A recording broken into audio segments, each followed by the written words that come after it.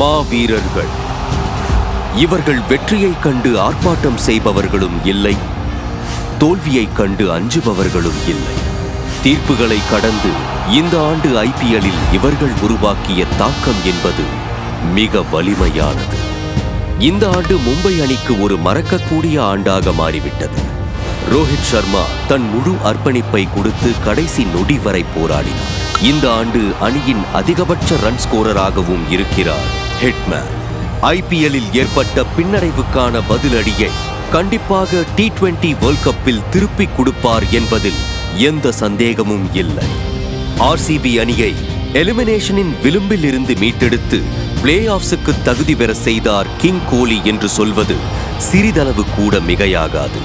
741 ரன்களை குவித்து டோர்னமெண்டின் leading run ஸ்கோரராகவும் இருக்கிறார் கிங் கோலி. அனைத்து போட்டிகளிலும் டாப் ஸ்கோரராக இருக்கும் கோலி கண்டிப்பாக T20 வேர்ல்ட் கப்பிலும் நம்பர் 1 பேட்ஸ்மேனாக இருப்பார் என்பதில் எந்த சந்தேகமும் இல்லை. தல தோனி காயம் காரணமாக இந்த சீசன் முழுவதும் ஆடுவதே கடினம் என்ற சூழ்நிலை இருக்க, ரசிகர்கள் கொடுத்த பேரன்பால் அனைத்து போட்டிகளிலும் ஆடினார்.